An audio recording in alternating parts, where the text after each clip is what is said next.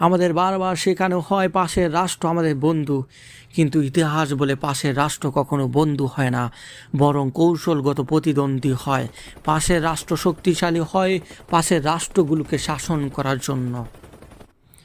আজ বাংলাদেশ অস্ত্র কিনছে, আকাশ প্রতিরক্ষা ব্যবস্থা শক্তিশালী করছে, সশস্ত্র বাহিনী আধুনিক করছে, কিন্তু প্রশ্ন একটাই, কাদের কেন্দ্র করে? কিন্তু সেই শক্তি যদি ভিতরে গাপটি মেরে থাকা ঘাতকের শত্রুর সাথে হাত মেলায়, তাহলে হাজার কোটি টাকা অস্ত্র দিয়েও দেশকে নিরাপদ রাখা যাবে না। ভেনেজুয়েলার মতো অস্ত্র থাকবে কিন্তু ব্যবহার হবে না। 1757, 1971 আর পিলকানা ইতিহাস আমাদের চোখে আঙ্গুল দিয়ে দেখিয়ে দেয় বিশ্বাসঘাতকতা দূরে নয়, কাছেই থাকে। এজন্য ইতিহাস আমাদের শিক্ষা দেয় অস্ত্রের দরকার, কিন্তু তার চেয়ে বেশি দরকার বিশ্বস্ত মানুষ।